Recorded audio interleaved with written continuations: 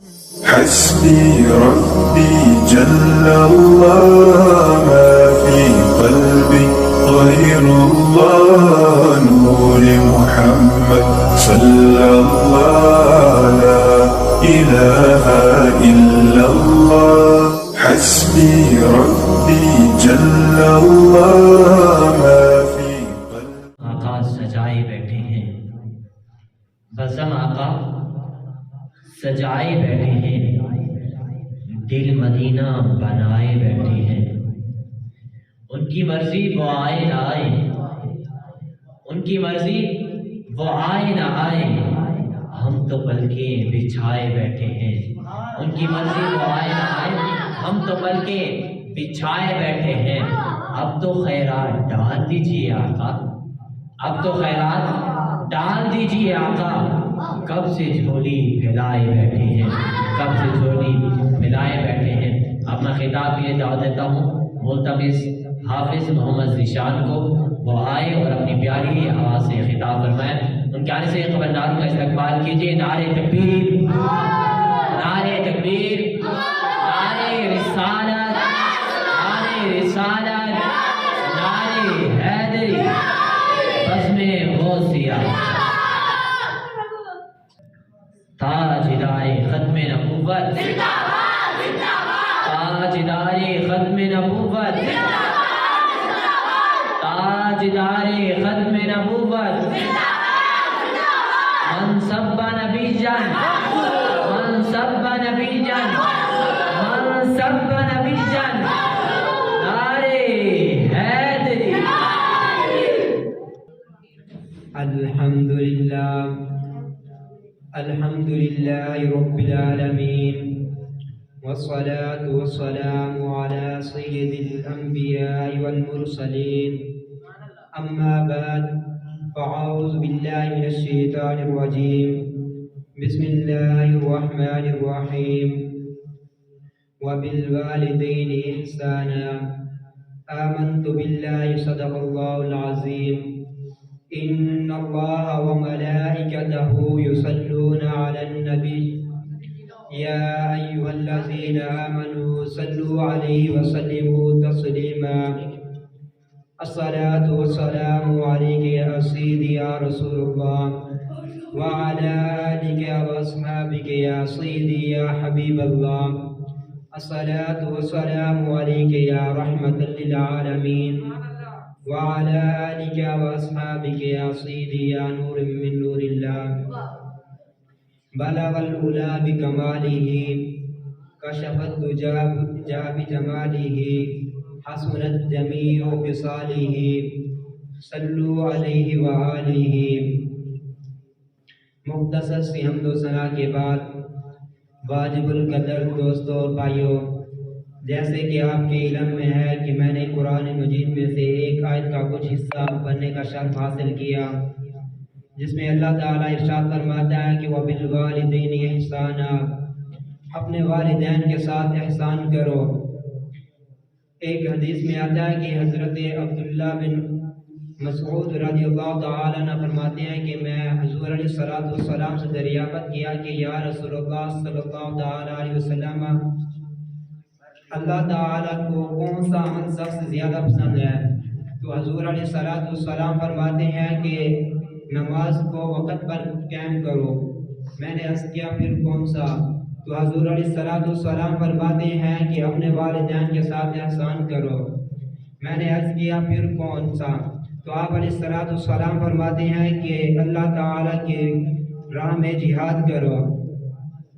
ایک حدیث میں آتا ہے کہ حضرت ابو ہریرہ رضی اللہ تعالیٰ عنہ سے مروی ہے کہ ایک شخص حضور علیہ السلام کی بارگاہ میں حاضر ہوا اور اس نے عرض کی یا رسول اللہ صلی اللہ تعالیٰ علیہ وسلم، لوگوں میں سب سے زیادہ میری حسن سلوک کا حقدار کون ہے؟ تو حضور علیہ السلام فرماتے ہیں کہ تیری والدہ. اس شخص نے عرض کیا پھر کون؟ تو حضور علیہ السلام فرماتے ہیں کہ تیری والدہ.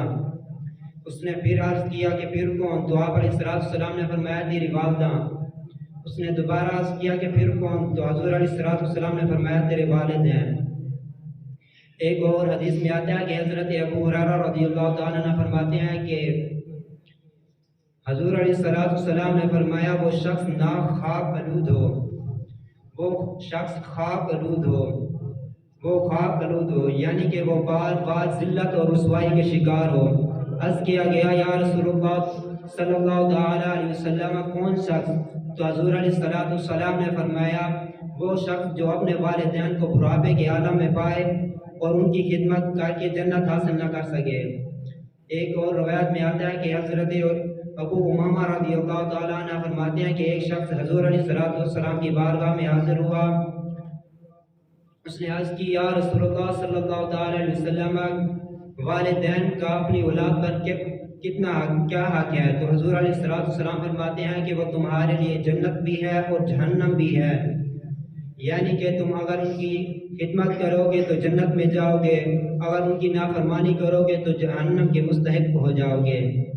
ایک اور روایت میں ہے کہ حضرت عبداللہ بن عمر فرماتے ہیں کہ حضور علیہ السلام نے فرمایا سب سے بڑی نیکی وہ ہے جو اپنے والد کے دوست کے ساتھ کی جائے۔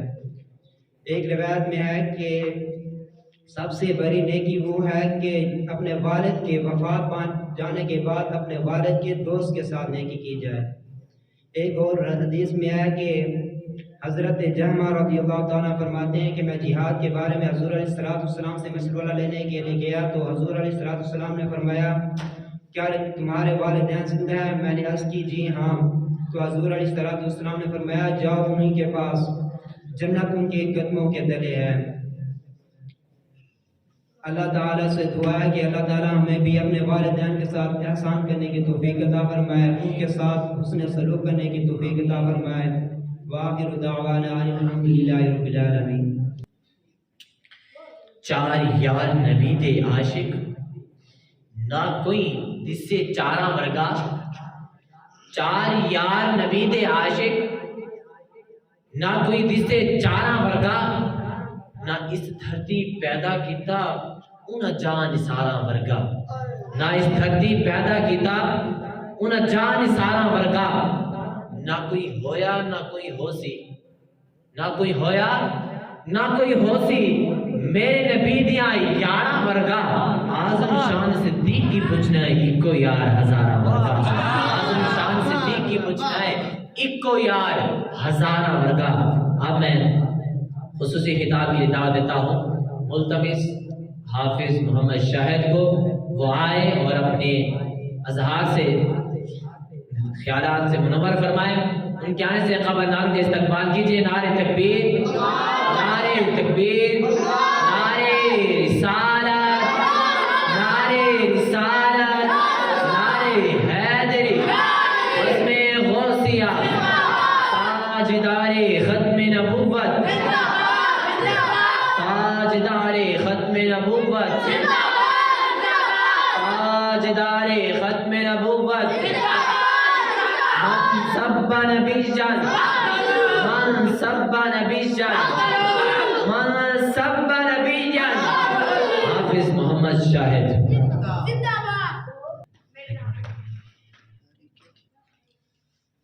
الحمدللہ الحمدللہ رب العالمین والعاقبۃ للمتقین والصلاة والسلام علیک یا سید المرسلین۔ اما بعد فاعوذ باللہ من الشیطان الرجیم، بسم اللہ الرحمن الرحیم۔ والذی جاء بالصدق وصدق به اولئک هم المتقین۔ صدق اللہ مولانا العظیم وصدق رسوله النبی الکریم۔ ان اللہ وملائکته یصلون علی النبی یا ایها الذین آمنوا صلوا علیہ وسلموا تسلیما۔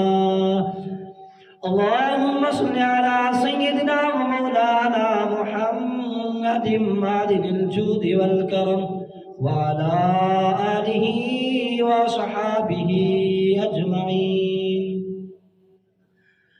يا صاحب الجمال ويا سيد البشر من وجهك المنير لقد نبر الكمر لا يمكن الثناء كما كان حقه بعد خدا بزرگ توئی قصہ مختصر سی حمد و ثنا کے بعد جملہ حاضرین بزم میرے ہم مقصد ساتھیوں، جیسے کہ آپ کے علم میں ہے، میں نے قرآن مجید و فرقان حمید میں سے ایک آیات مبارکہ کا کچھ حصہ پڑھنے کا شرف حاصل کیا، جس میں خالق کائنات فرماتا ہے والذی جاء بالصدق وصدق به اولئک هم المتقون، اور وہ لوگ جو سچائی لے کر آئے اور جنہوں نے آگے ان کی تصدیق کی وہی لوگ متقی اور پرہیزگار ہیں۔ آج کا جو ہمارا موضوع ہے وہ سیدنا صدیق اکبر رضی اللہ تعالی عنہ کے بارے میں ہے۔ سیدنا صدیق اکبر رضی اللہ تعالی عنہ ہی وہ شخص ہیں جن کے بارے میں یہ قرآن مجید و فرقان حمید کی آیات نازل ہوئی۔ آپ کا نام نامی اسم غرامی حضرت عبداللہ تھا، اور آپ کے والد کا نام حضرت عثمان تھا، جنہیں ابو قحافہ کے نام سے پکارا جاتا ہے، اور آپ کی والدہ کا نام ام الخیر سلمہ تھا۔ آپ کا نسب شجرہ 7ویں پشت میں حضرت کلاب میں جا کر حضور علیہ السلام کے ساتھ مل جاتا ہے۔ آپ کا اسلام لانے کا، قبول اسلام کا واقعہ کچھ اس طرح ہے کہ آپ ملک شام میں تجارت کے لیے گئے ہوئے تھے۔ آپ نے وہاں پر جا کر ایک خواب دیکھا کہ چاند آپ کی گود میں اتر آیا ہے۔ آپ جب اٹھے تو اس خواب کی تعبیر کے لیے ایک راہب کی طرف چل پڑے۔ وہ راہب جو بہت بڑا عالم تھا، وہ خوابوں کی تعبیر بتایا کرتا تھا، تورات انجیل کا بہت بڑا عالم تھا۔ آپ نے جا کر اس سے تعبیر پوچھی تو وہ کہنے لگا آپ کا نام کیا ہے، آپ کے والد کا نام کیا ہے، آپ کس شہر سے ہیں اور آپ کام کیا کرتے ہیں۔ حضرت عبداللہ نے بتایا کہ میرا نام عبداللہ ہے، والد کا نام عثمان جنہیں ابو قحافہ کے نام سے پکارا جاتا ہے، اور میں مکہ شہر سے ہوں اور میں تجارت کا کام کرتا ہوں۔ اور راہب سن کر یہ کہنے لگا کہ یہ جو تو نے خواب بتایا ہے اس کی تعبیر کچھ اس طرح ہے، مکہ شہر میں نبی آخر الزمان کا ظہور ہونے والا ہے، جس کا سب سے پہلا شخص جو اس پر ایمان لائے گا یہ عبداللہ تو ہی ہوگا جو اس پر سب سے پہلے ایمان لائے گا۔ اسی وجہ سے حضرت عبداللہ کو ابو بکر کہا جاتا ہے۔ ابو بکر کا معنی ہوتا ہے بہار، موسم میں بہار میں پہلا پھل، بکر کا معنی ہوتا ہے پھل۔ حضرت صدیق اکبر ہی وہ پہلا پھل ہے۔ جب حضور علیہ السلام نے جب ختم نبوت کا اعلان کیا تو حضرت صدیق اکبر ہی تھے جو سب سے پہلے ایمان لائے۔ آپ کو صدیق لقب جب ملا تو اس کا واقعہ اس طرح ہے، واقعہ معراج جب پیش آیا تو سیدہ صدیق اکبر کی دروازے پر ابو لہب گیا اور کہنے لگا کہ تمہارے دوست نے کچھ اس طرح کا واقعہ پیش کیا کہ وہ کہتے ہیں میں راتوں رات مسجد اقصی، مسجد حرام، آسمانوں کی سیر کر کے آیا ہوں۔ تو سیدنا صدیق اکبر کہتے ہیں میں اس بات کی تصدیق کرتا ہوں اگر انہوں نے کہا ہے تو سچ کہا ہے۔ تو آپ کی ویدھانہ محبت کے بارے میں آج ہم تھوڑی سی گفتگو کرنا چاہیں گے۔ سیدنا صدیق اکبر نے حضور علیہ السلام کی ساتھ اس طرح محبت کی۔ ایک مرتبہ سیدنا صدیق اکبر کو حضور علیہ السلام نے بھیجا، جاؤ ایک انگوٹھی ہے یہ لو نگین کے پاس، اس پر لا الہ الا اللہ لکھوا کر لاؤ۔ سیدنا صدیق اکبر رضی اللہ تعالیٰ عنہ جب انگوٹھی والے کے پاس گئے تو آپ کو یہ گوارا نہ ہوا کہ صرف لا الہ الا اللہ لکھوایا جائے، آپ نے کہا اس پر لکھ دو لا الہ الا اللہ محمد رسول اللہ۔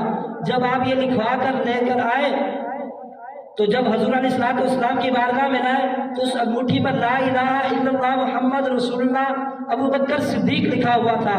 آپ نے پوچھا اے صدیق یہ کیا زیادتی ہوئی، میں نے تو کہا تھا لا الہ الا اللہ لکھوا کر لاؤ۔ سیدنا صدیق اکبر فرماتے ہیں میں نے یہ گوارا نہ کیا کہ اللہ تعالیٰ کے ذکر کے ساتھ آپ کا ذکر علیحدہ ہو جائے، اس لیے میں لا الہ الا اللہ محمد رسول اللہ لکھوا کر لایا ہوں۔ حضور علیہ السلام نے فرمایا یہ اپنا نام کیوں لکھوا کر آیا ہو؟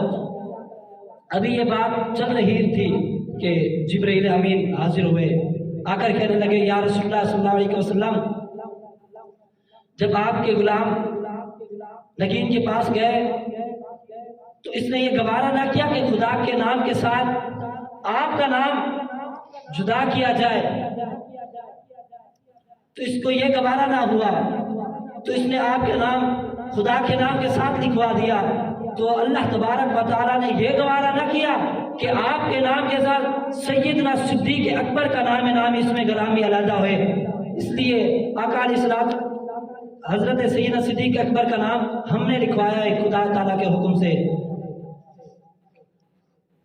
آپ کی اس طرح محبت کے بارے میں ایک اور واقعہ ملتا ہے کہ ایک مرتبہ صحابہ کرام حضور علیہ السلام کی بارگاہ میں موجود تھے۔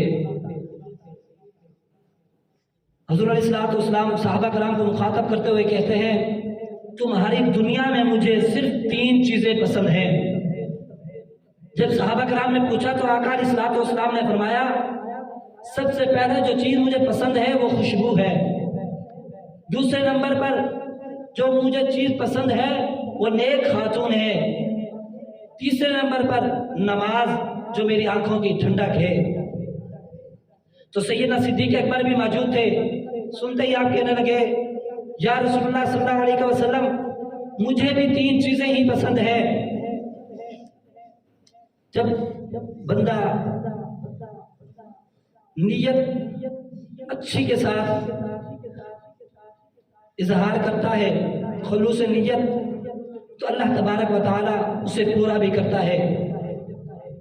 آقا علیہ السلام نے پوچھا کہ صدیق وہ کون سی 3 چیزیں ہیں؟ سیدنا صدیق اکبر کہتے ہیں یا رسول اللہ آپ کے چہرے اقدس کو تکتے رہنا، اللہ تبارک و تعالیٰ کا عطا کردہ مال آپ کے قدموں پر نشانہ کرنا، اور میری پیاری بیٹی کا عقد نکاح آپ کے حق میں آنا۔ جب آپ نے یہ 3 نیتیں کی تو اللہ تبارک و تعالیٰ نے یہ اس طرح پوری کی۔ آج ہم اسی پر ہی گفتگو کریں گے۔ جو آپ کی پہلی نیت تھی کہ آقا علیہ السلام کے چہرے اقدس کو تکتے رہنا، آپ نے اس قدر تکتے رہے، ایک وقت ایسا آیا ہجرت کا موقع بنا۔ آقا علیہ السلام جب ہجرت کر مدینہ شریف جانے لگے تو سیدنا صدیق اکبر کو ہی اپنا رفاقت کا ساتھی بنایا۔ سیدنا صدیق اکبر آپ علیہ السلام کے ساتھ ہجرت کر کے مدینہ کی طرف جا رہے ہیں۔ حضور علیہ السلام کی کبھی اس طرف دائیں طرف بڑھتے ہیں، کبھی بائیں طرف آ جاتے ہیں، کبھی آگے چل پڑتے ہیں، کبھی پیچھے چل پڑتے ہیں۔ آقا علیہ السلام نے پوچھا یہ صدیق یہ کیا بات ہے؟ کبھی آپ دائیں طرف آ جاتے ہیں، کبھی بائیں طرف، کبھی آگے کبھی پیچھے۔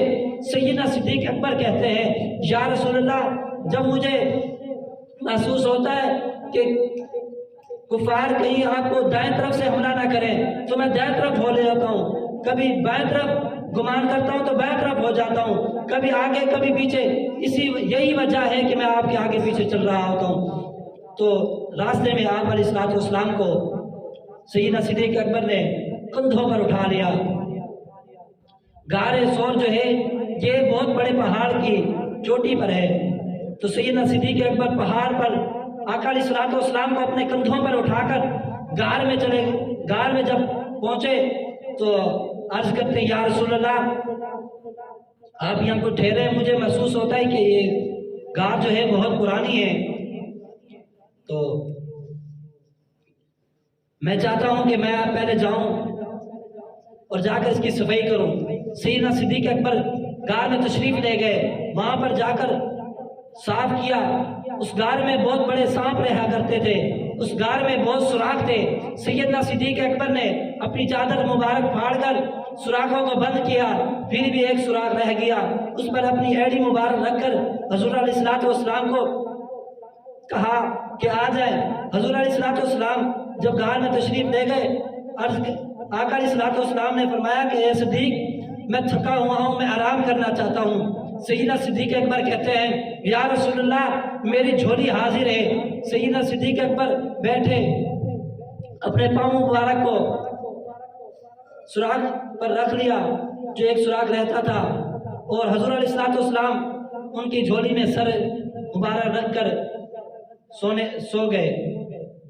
تو شاعر کہتا ہے، شاعر اپنا کچھ اس طرح تعارف کراتا ہے غار ثور کا، کہتا ہے بتا منظر غار ثور دیوانے کی نظروں کا، بتا منظر غار ثور دیوانے کی نظروں کا، کہ تھا سر ان کا جھولی میں، کہ تھا سر ان کا جھولی میں، زیارت ہو تو ایسی ہو، کہ تھا سر ان کا جھولی میں، زیارت ہو تو ایسی ہو۔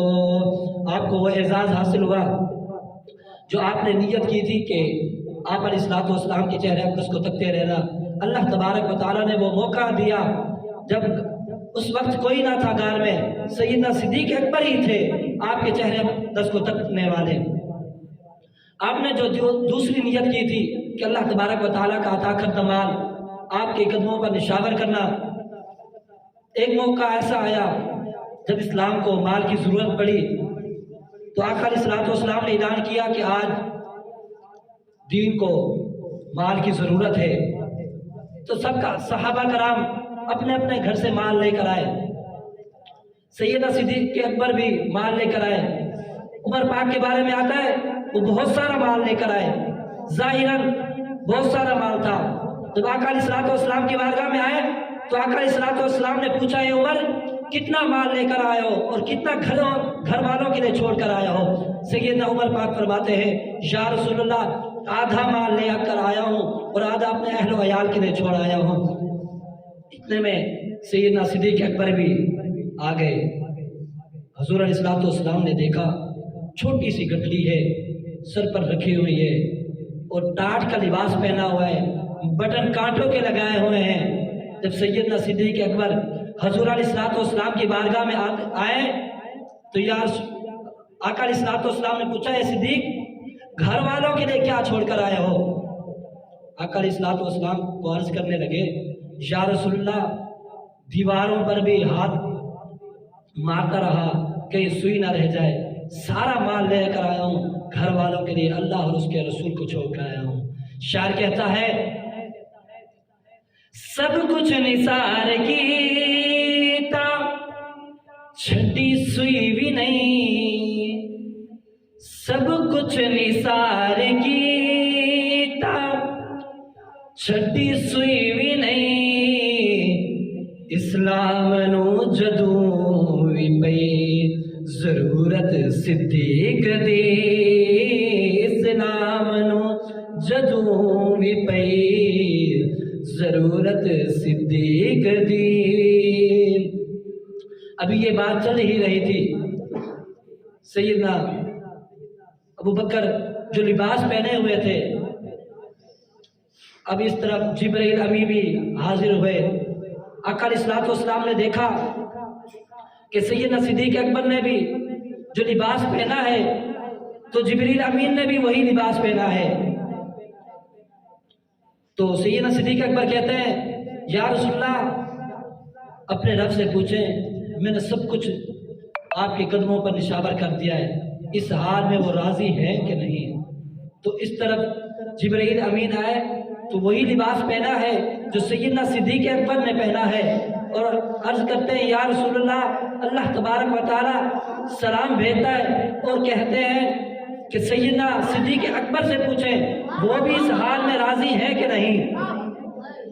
آپ کی جو تیسری نیت تھی کہ آپ کی بیٹی کا عقد نکاح آپ علیہ الصلوۃ والسلام کے ساتھ ہونا، تو اللہ تبارک و تعالیٰ نے یہ بھی اعزاز آپ کو ہی بخشا کہ سیدنا عائشہ صدیقہ کا نکاح حضور علیہ الصلوۃ والسلام کے ساتھ ہوا۔ تو سیدنا صدیق اکبر کو وہ اعزازات حاصل ہیں جو دوسرے صحابہ آپ کے نیکیوں پر رشک کیا کرتے تھے۔